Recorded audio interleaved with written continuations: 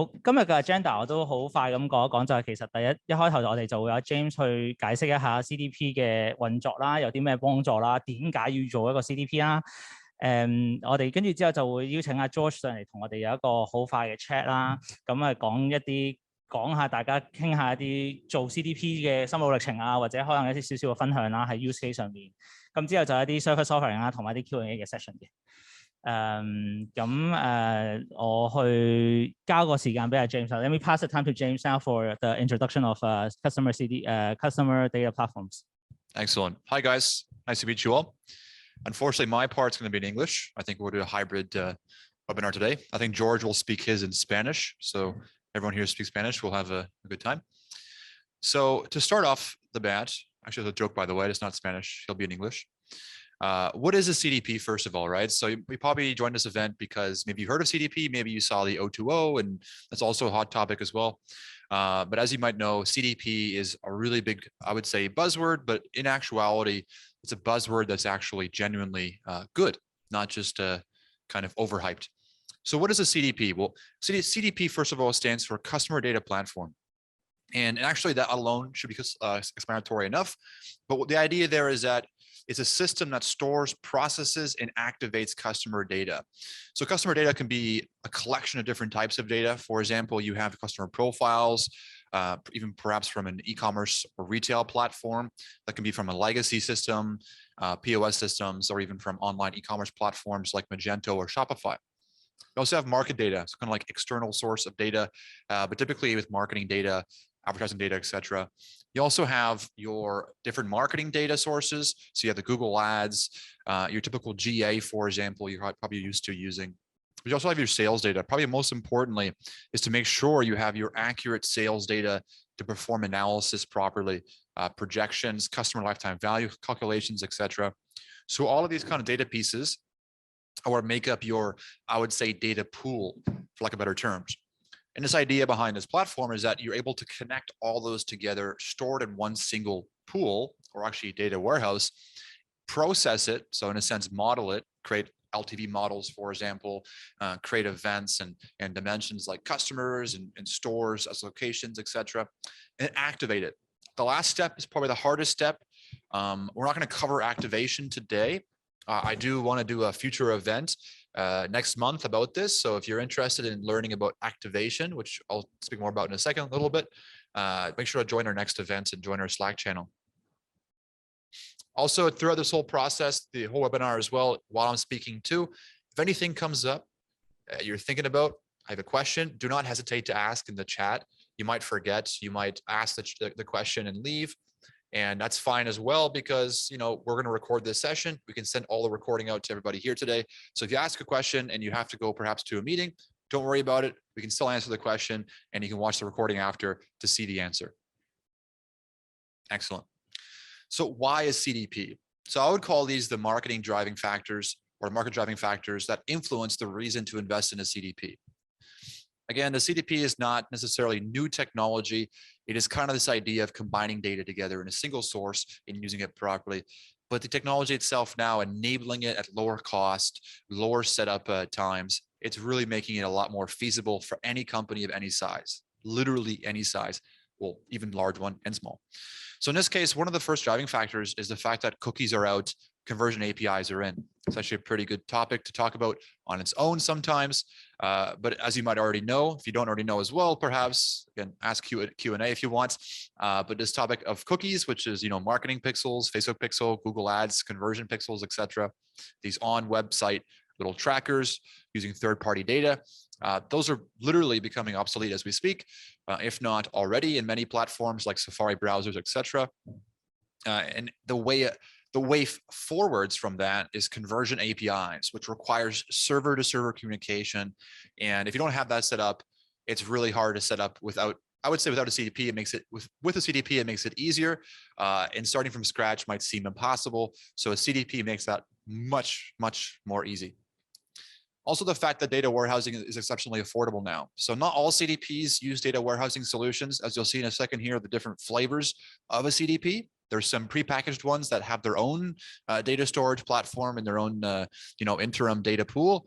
But in this case, if you're going to use like our suggested model, for example, using a data warehouse as your central hub, it's actually a really good case, because in this day and age, it sounds like it's old news now, but data warehousing is extremely affordable, even more so now than even 5-6 years ago, right?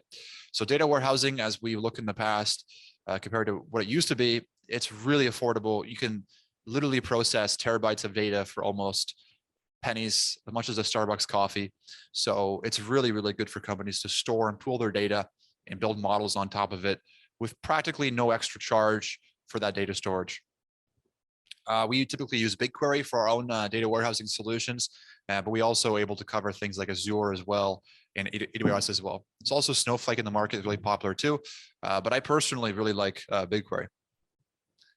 A third one as well is the omni-channel kind of big push. As you probably already know from this experience, especially here in Hong Kong, around the world, especially with all these kind of restrictions and lockdowns, a lot of businesses going online. This is a huge driving factor, if not number one, towards a CDP.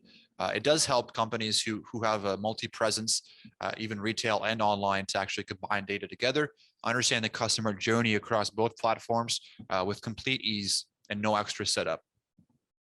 Also, in this case, it's kind of related to the other points. With all these different channels, for example, online to offline, different platforms, ERPs, your marketing systems, all these different disparate data sources, it gets really complex and difficult to manage that data. So you have all these different data sources. You have no idea how to track canonical customers. How do you know if the customer is on this platform and that platform? How do you stitch that together? How do you make sure you have their lifetime journey? You understand them better. You don't make mistakes on what they expect out of your brand. And also the data itself might, to you, seem too messy, seem too complex, too many different systems. But in actuality, a CDP helps process all of that together and really clean it up. Also, the last point is stagnation. So really interesting point here is that, again, with too much platforms, too much tools, it's called tech debt, and too much different data types, teams are usually pretty slow to act on really important business choices. They lack the data to actually take action on certain initiatives. For example, launching product lines, certain marketing initiatives, for example. They lack insight on actual results of marketing campaigns as well. So this helps also measure the actual results accurately. Now, what are the benefits that a CDP brings to most teams? In particular, we'd say the dreams of digital marketers, but actually across the board, this is good for IT admins as well. Not IT admins per se, but those who are managing the analysis of the actual data. Actually, IT admins as well, because they manage the systems. This makes system management much easier overall. Actually, this covers all teams, right? So it's really nice here to see this. So in general, looking at this in terms of the first few points here, you're able to re-engage dormant customers much more easily. So be able to look at the customer journey as a whole and find out who's gone dormant and when, be able to re-engage them easily in your downstream tools. It's a really effective solution to increase your retention and re-engagement of your customers. Also rewarding VIPs and building loyalty out of your customer database. This is much more easy with CDP, of course, because you understand the customer profile better. It's all unified together. I feel like I'm going to keep saying customer profiles being unified every single point. So you know what I'm trying to say now, right? A CDP makes that profile of a customer singular, unified in all the different touch points. So all these points support that, or that supports all these points here. You're also able to have personalization recommendations much more easily for customers by seeing their purchase behavior, by seeing what they prefer on the platform. If you do surveys, if you do qualitative analysis as well, you can put that data as well into the CDP, understand them better, understand what they prefer. Also with ad targeting, a really good part here as well is that if you build out customer segmentations in a CDP across platforms, you can find lookalike audiences in ad platforms, for example. You can help re-engage and retarget customers that are perhaps offline only, online only, that have a certain LTV, for example. They've purchased over $10,000 in the past few months. Let's use that audience as a lookalike audience list in our Google ads or Facebook ads to help our bidding to find those high valuable segments of customers. That can be done very easily with a CDP. And of course, data-driven decision-making is very straightforward in this case, because what you're doing here is you're actually using data, you're building reports out on the true data source, And that's what you got here. And kind of the same thing in a sense. Testing hypotheses and forecasting is kind of part of the data-driven decision making in a sense, because you're actually able to have hypotheses on your customers or on your products, on your different marketing channels, for example. And with a true data source, you can actually test those hypotheses. I'd be asking, okay, these are actually all kind of reports or analyses to be done. Well, how do you just pull up analysis in a CDP? Like, how does the CDP give me analysis? It doesn't give you analysis, it gives you the data. It gives you the data source and the collection and processing of data that enables the analysis to take place. The analysis still relies on an analysis tool. I'll show you in a second here what we recommend for an analysis tool required to actually draw these insights out of the data. Of course, you can use plain old SQL. You could do some Excel spreadsheets if you wanted to, but that defeats the whole point. It takes away all the agility, all the speed your company had with a CDP. So a CDP should be used with an agile self-serve analytics tool, by far the most important part of the puzzle as well. And last but not least, machine learning and predictions. So by having a CDP set up, the data being processed, joined together, single customer profiles, all their behaviors across channels, very, very easy then to start with machine learning, right? So you can plug in machine learning models, especially with BigQuery. We love BigQuery just because, well, not just because, a lot of reasons actually, I love it. But one of the features I like a lot is the ease of machine learning capabilities on top of the SQL data warehouse. It's quite amazing, honestly. So applying also their recommendation engine as well is pretty straightforward from your BigQuery data warehouse. So a lot of capabilities here are extensions within GCP, Google Cloud Platform, that can be built off of and used on your existing data set that you're going to be using for your CDP. So in a sense, if you want to call this kind of CDP, you can call a data warehouse a centric CDP or a data pooling version of a CDP. I'm on my deck here. Some other results here worth noting. This is a good report that came out by Aberdeen in 2020.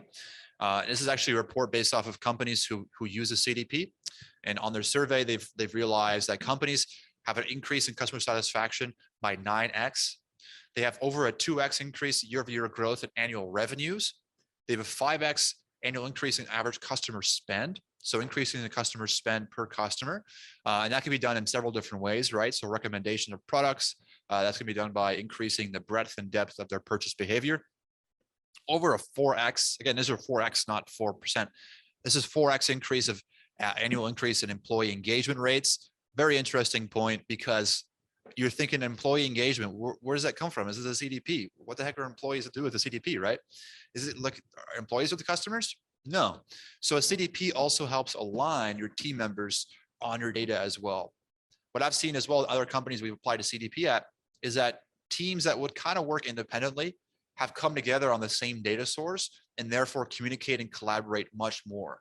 So a CDP not only is good for just the business specific results and KPIs, but internally with your employees and your teams, organizationally speaking, it's really effective in bringing teams together, which in my opinion is probably one of the biggest goals or biggest benefits to a CDP, because every company, in my opinion, puts a lot of money in their technology stack and their data management analysis tools, and all these teams being separate and kind of in a sense increases the cost. There's also no knowledge sharing as well going on.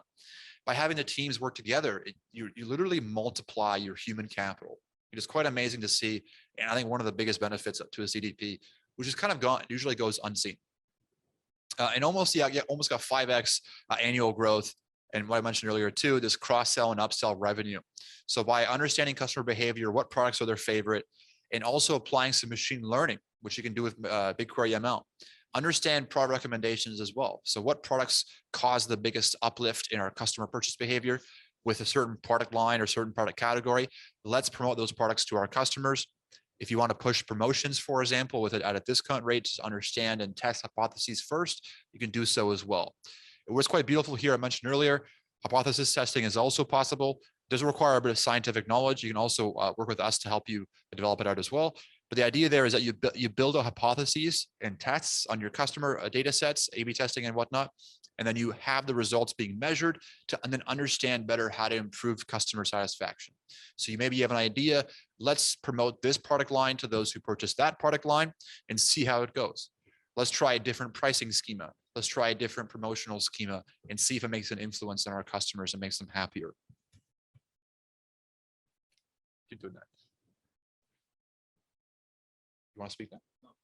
Oh, thanks. And also for the results here. So this is more so for the IT administrators, managers, and the data engineers, for example, or data managers.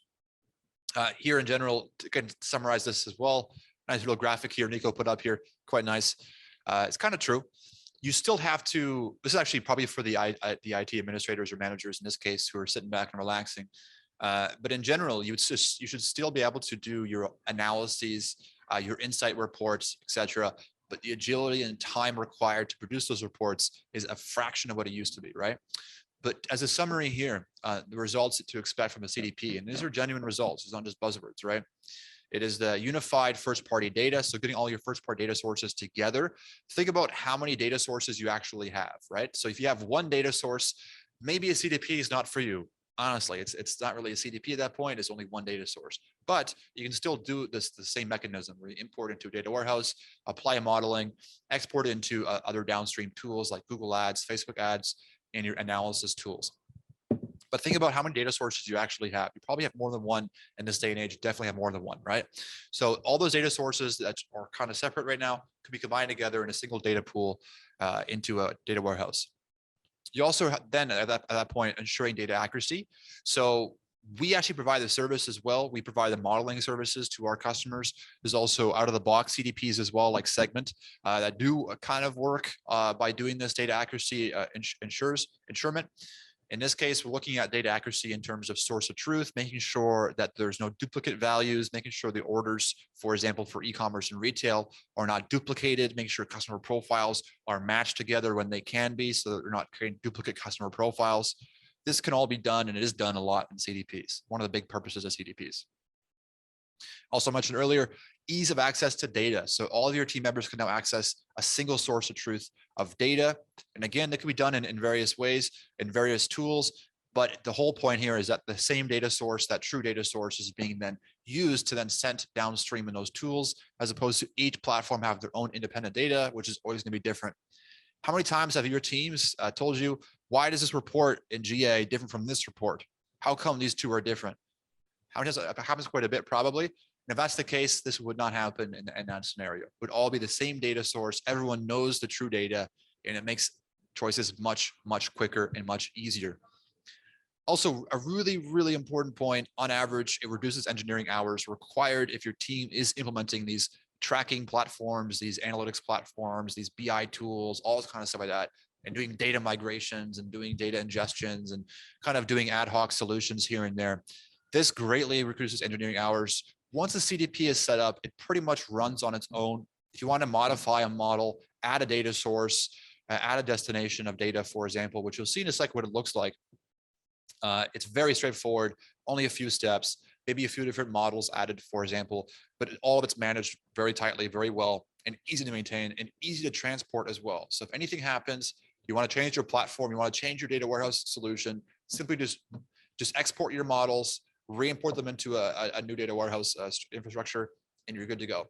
Some modifications required, but pretty much easy to migrate, easy to maintain. And again, last point, especially for marketers here and e-commerce and retail companies, segmentations become much more easily made because you're gonna have data sourced from different locations, online and offline, different back-end systems, CRMs, ERPs, for example. And all these can be used to create a single customer profile identity, then make for your segmentations much more easy.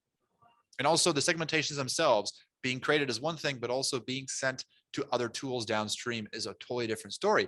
Because, for example, I make a segment of my high lifetime value customers in GA, then all of a sudden someone makes it in Facebook, and there's two different definitions, and also they make it in Google Ads. How do we know that they're the same customer segment or same definition? It's kind of hard to maintain all those different definitions, right? Or also in my BI tool like Tableau, we have a dashboard report on our high LTV customers, but they're all different definitions. It's all broken apart and no one understands what the actual definition actually is. There's no single source of truth. In this case, having one source of truth, segmentation, which can then be used on various different tools. Thanks. Finally, this slide here, I think it's really important to understand. It's really important to get to because I was describing all these different, downstream, upstream, all this kind of stuff like that. We'll get to that right after the slide, actually, but this is a slide on our map of what different flavors of CDP are. Everyone has different kind of ideas on how to differentiate CDPs. I think there's a really good way to split it up by, say, marketing versus data pipelines versus product analytics and stuff. But I like to actually separate it by the actual infrastructure required. This is more of the IT approach. This is not so for the marketing approach here. So the IT approach, looking on the far, well, my left, I think it's also your left, right? The custom built solution. In this case, looking at maybe you're building all of your API connectors by scratch, you're linking them all together into your data warehouse, and you're also doing, say, exporting it from your cloud environments into your downstreams tools. The important part here is that you're making all the API connectors and pipelines yourself. Of course, to maintain, they're built on, say, GCP, for example. But all this must be developed by your engineers, right? So you must have an API developer. You must maintain the APIs. So it does require, I would say, higher total cost of ownership in general, but it still is very, very affordable infrastructure cost-wise, because the variable cost is quite low in comparison to, say, a packaged CDP. It's also very flexible. You have control over everything pretty much. You can control the ingestion of data completely, what to ignore, what to take up into your data warehouse, and what to send downstream. Very portable as well. Actually, no, but not very portable, to be honest, but it's portable in a sense in terms of the data itself, because you're having your own data source and it's controlled by you. But in terms of the actual nodes and endpoints, I wouldn't say it's too portable. The system can't be just replaced and put somewhere else, but the data hub itself can be definitely migrated because it is tabular SQL-based data. And I mentioned before, it is less variable cost. Now on the far right is the packaged CDPs. So you've probably seen these before. You see Twilio Segment, actually a partner of ours as well. We do like Twilio Segment, very easy to use. I love it. Only downside is actually is a higher variable cost. They do charge based off of monthly tracked users, right? So it is a higher variable cost. It does lack flexibility. So these platforms lack flexibility. If you want to change your platform, it's not impossible, but it's much harder than if you use a data warehouse based CDP. Instead of just changing the model, or model stays the same, you swap the data warehouse or swap the downstream tools, add new in-stream tools, add new downstream tools. You have to actually change the tracking libraries, make sure that your data source and destinations are supported by these platforms, right? So for example, if there's not supported, you might have to develop your own API to link it together, for example, and maybe it doesn't really fit your specific need. But these are actually really good CDP solutions and actually work in conjunction with, say, a hybrid CDP. Segment works really well with a hybrid CDP. If you use Segment Tracking SDK, for example, if you use Segment Personas, you might already realize that you have a data warehouse eventually in your Segment implementations. So I highly recommend Segment with a data warehouse anyways, because Segment uses it with the Personas feature. They use a lot of modeling, and kind of LTV modeling is done using a data warehouse destination or as a data source in your Personas.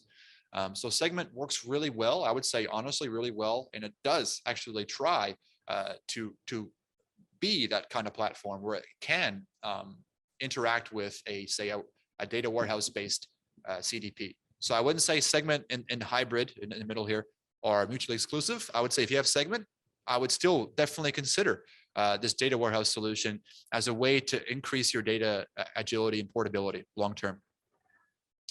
Now, they also come with usually with tracking SDKs, right? So you have Segment, analytics.js. Actually, it's open source as well.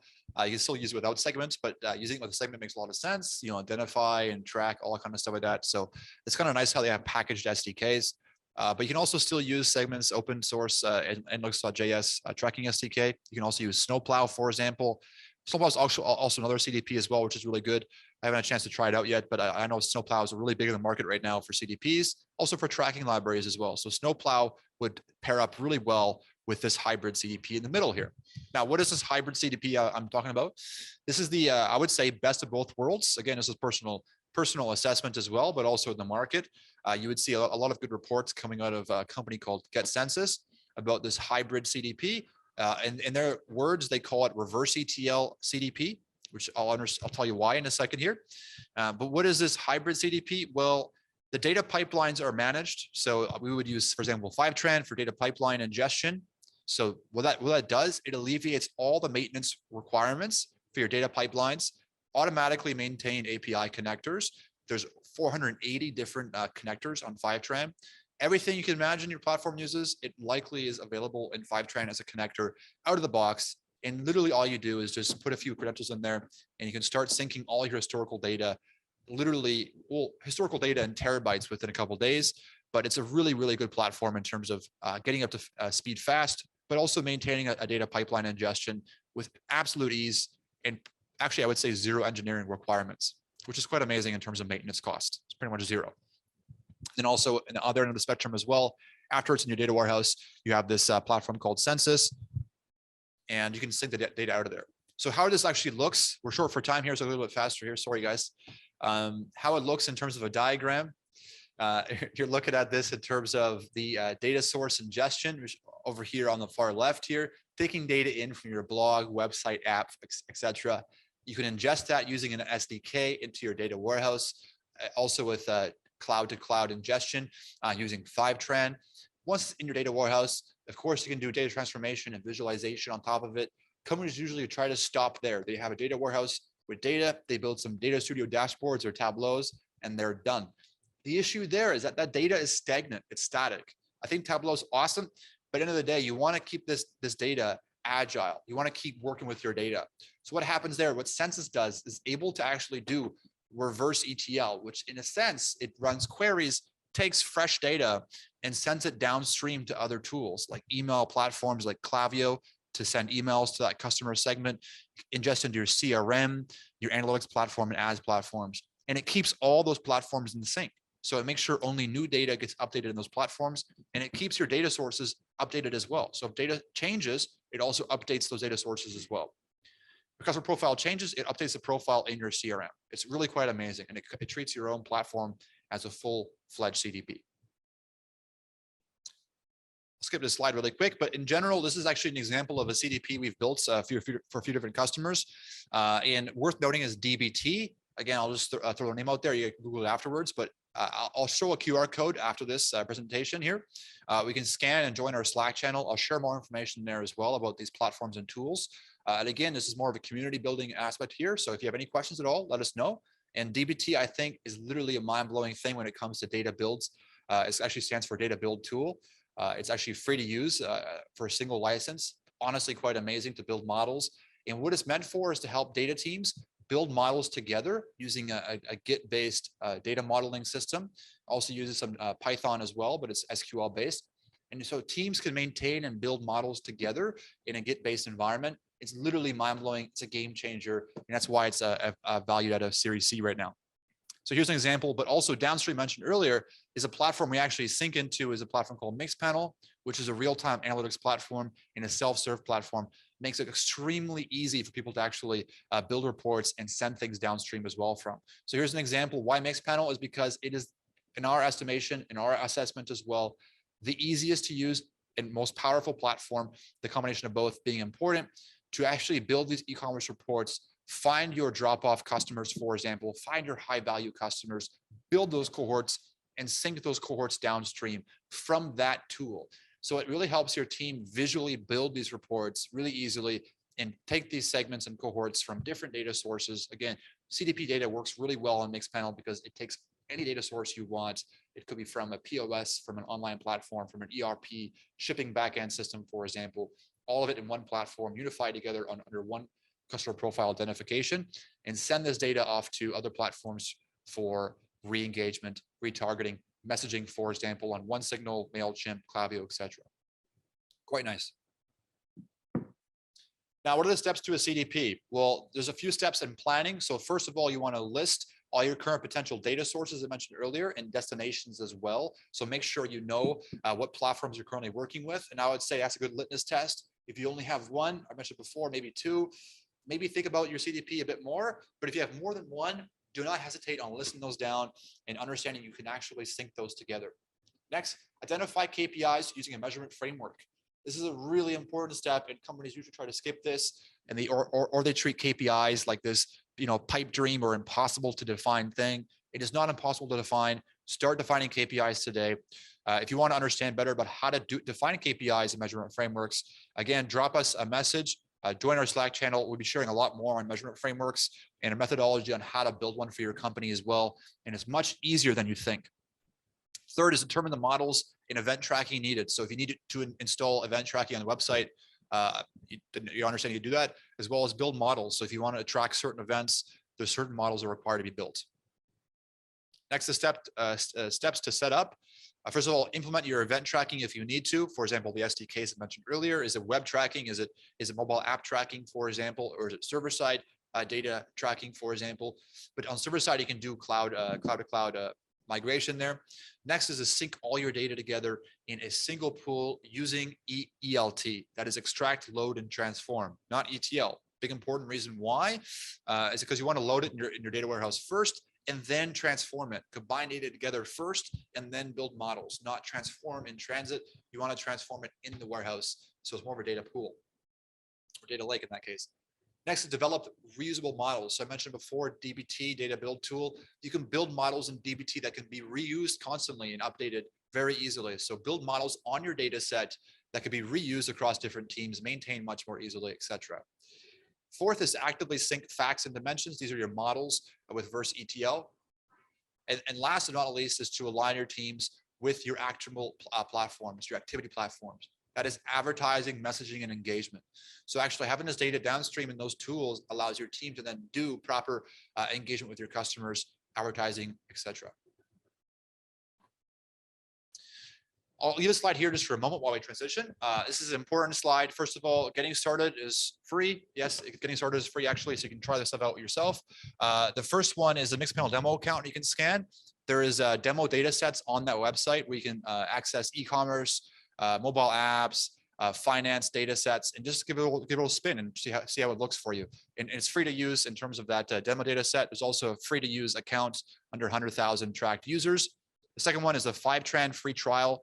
Very, very, very good for a free trial. It's a 14-day free trial. You can sync data to your data warehouse for free for that period of time. Honestly, amazing. Again, I would say go through us. You guys, we're actually a Fivetran partner, but you can scan that link. That's our partner QR code and sign up for your Fivetran trial if you want. We also help companies set it up for them as well. Thirdly, here is our Slack channel. Highly recommend joining that Slack channel. We just launched it for the CDP community discussions here. We'll be sharing a lot of resources there, a lot of rich content, and again, completely free. So you can join that, ask questions, or just consume content there as well. You can be anonymous if you want to as well. And last but not least, down below here, if you want to scan and join a HubSpot meeting with us, a 15-minute call or 30-minute call as well, if you prefer, to have a free discovery call with us and understand better about CDP and how your team could actually use a CDP. Excellent. So these are the QR codes. I'll give you 1 second to scan them. And don't worry, we'll send the slides outwards to you guys afterwards as well. Cool. Thank you.